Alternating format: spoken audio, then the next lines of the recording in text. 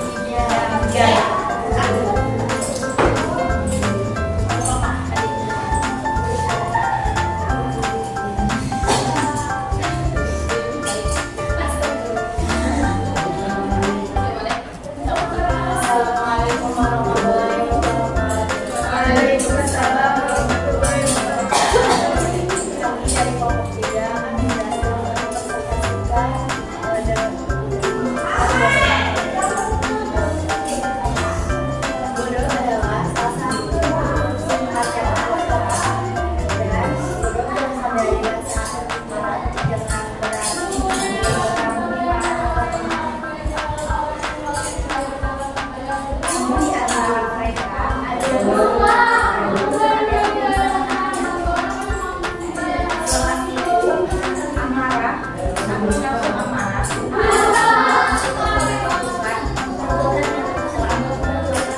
berjauhnya kriminalitas pada orang lain, peluang besar yang sifatnya pemain tersebut bisa menekan kadar tinggi yang bisa menimbulkan terjadinya penyakit stroke.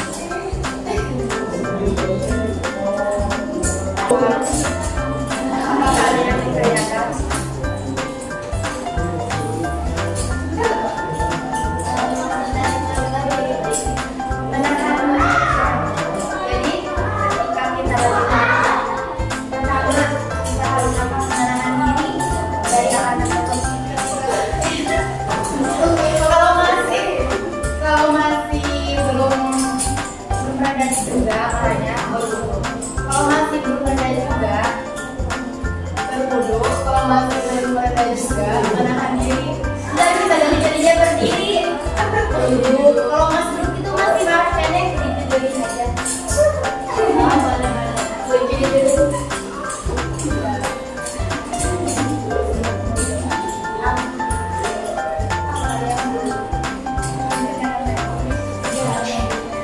Oke teman-teman, apakah ada yang bertanya lagi? Katanya boleh. Lagi-laginya diam-diam baik. Sok mau bertanya tentang apa? Ya, tentang marah.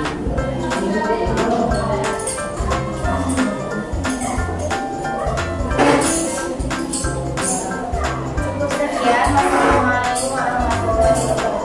Waalaikumsalam.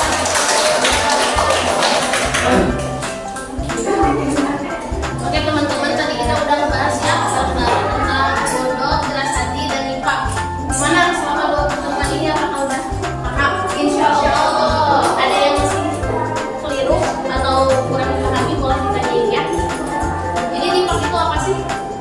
Munafik. Munafik itu apa? Kedua. Nah, terus khianat. Oke. Ya lagi-lagi ya. Masih belum kumpul.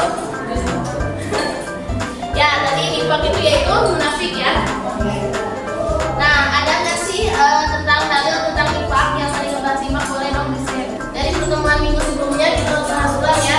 Ada dalam Quran surat At-Taubah ayat 67 yang artinya sesungguhnya orang-orang munafik itu adalah orang-orang yang fasik. Fasik adalah berbuat dosa besar dan dosa kecil. Selain itu fasik. Fasik itu kalau bahasa kitanya yaitu murtad ya.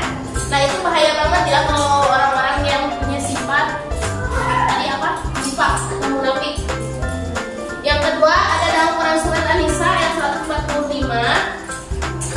Sesungguhnya orang-orang munafik itu ditempatkan pada tingkatan yang paling bawah dari neraka katanya. Itu saking bahayanya sifat munafik. Jadi sebisa mungkin kita jauhi sifat munafik ya. Gimana sih cara menjauhi sifat munafik itu? Terus ada berapa macam nifak yang kemarin yang sempat dibahas? Intinya ada dua ya. Ada dari amali dan juga imani. Nah, cara menghindari perilaku nifak itu bagaimana? Yang pertama, membiasakan berbicara jujur. Orang yang jujur akan jauh dari sifat munafik. Yang kedua, membiasakan diri untuk amanah. Tahu amanah? Apa? Dapat dipercaya. Nah, sebisa mungkin kita harus mempunyai sifat yang amanah.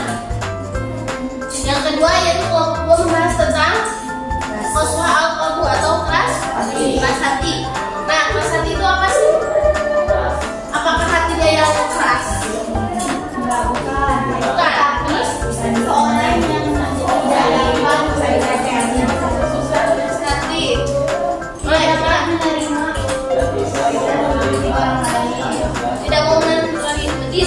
menerima nasihat dari orang lain. Paham? Jadi keras hati itu hati yang mati. Jadi ketika diajak kepada kebaikan, maka dia menolak. Paham? Itu adalah tanda-tanda orang yang keras hati. Nah, Imam Ghazali juga menjelaskan ya yang kemarin tentang 3 macam hati. Ada yang masih ingat? Hati yang sakit, hati yang sehat, hati yang mati. Hati yang sakit itu hati yang seperti apa sih?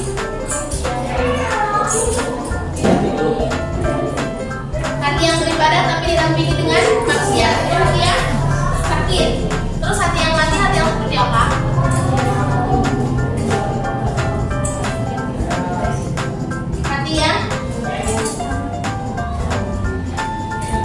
Hati yang mati banyak hati yang dekat dengan Allah.